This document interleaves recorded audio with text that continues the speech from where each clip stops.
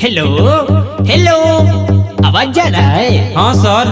हाँ तो ठीक बा, गाओ 1 2 3 4। लेके लहंगा लोहरदार नैहर से हमारा ससुरार मिले आव इरबू हमारा सैया जी के घर। लेके लहंगा लोहरदार नैहर से हमारा ससुरार मिले आव इरबू हमारा राजा जी के घर।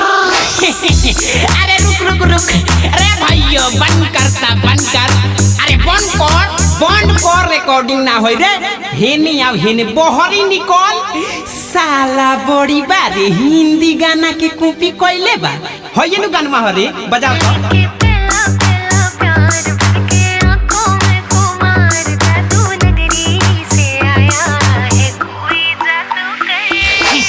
निकल जल्दी बहरी निकल, साला छोटा आदमी। अरे ये साल ओकर कॉलर छोड़ दो, कस्टमर के सामने बेइज्जती करता रो। हाँ तो का करी, गाना चोराई है तो काठी करे हो रे। तो तोर काहे फाटता? ई डीजे विकास के म्यूजिक हो, गावे दे, कोनो दिक्कत नहीं खे। हाँ तो गावा ना, हम जातनी अपनी स्ट्राइक ठेला जातनु, तो मत कहिया हमरा से। जो साला भाग। ए भाई तू गावा हो, आवो 1 2 3 4। लेके लहंगा लोहरदार नैहर से हमारा ससुरार मिले आव इरबू हमारा राजा जी के घर। वेरी गुड, बहुत अच्छा।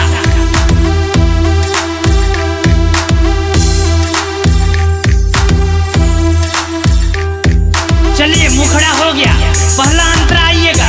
ठीक बा। 1 2 3 4। मौसम ही मिले वाला बाटे हो आइल, तूहू तो खाए खाती बाड़ा भूखाइल। जी क्या बात है, आगे गाइए। मौसम ही मिले वाला बाटे हो आइल, तूहू तो खाए खाती बाड़ा भूखाइल।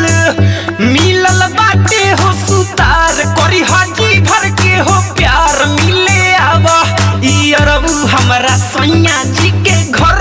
क्या बात है, एक बार फिर से आते हैं। लेके लहंगा लोहरदार नैहर से हमारा ससुरार मिले आवा इरबू हमारा राजा जी के घर।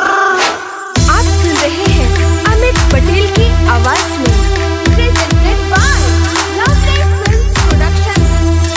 चलिए लास्ट अंतरा गाते हैं। लास्ट। हाँ जी लास्ट अंतरा, ठीक है। 1 2 3 4।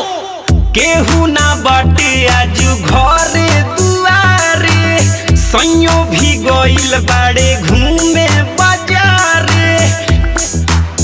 अरे साला होय अभी गावते बक्का रे। साला एकरा से तो जल्दी हम गा देले रहत, एकरा से अच्छा गईती रे। सुन के गावल जरा, सुन सुन। लेके पहला साला बड़ी ऊपर बारे। ऐ सुन, मने हमार कहे के मतलब ते जल्दी गाओ और ई लोग लाइन में लागल बा। अब हम ना गाए, हम जात तनी, हमर पैसा दो लोग, हम ना गाए।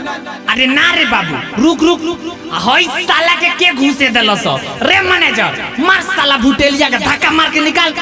अरे बाबू ते गाओ। ठीक बा, गवाई। केहू ना बाटे आजू घरे दुआरे, सैयो भी गइल बाड़े घूमे बाजारे। गाड़ी चढ़ा होई यार ते जहाली से रफ्तार मिले आव इरबू हमारा राजा जी के घर।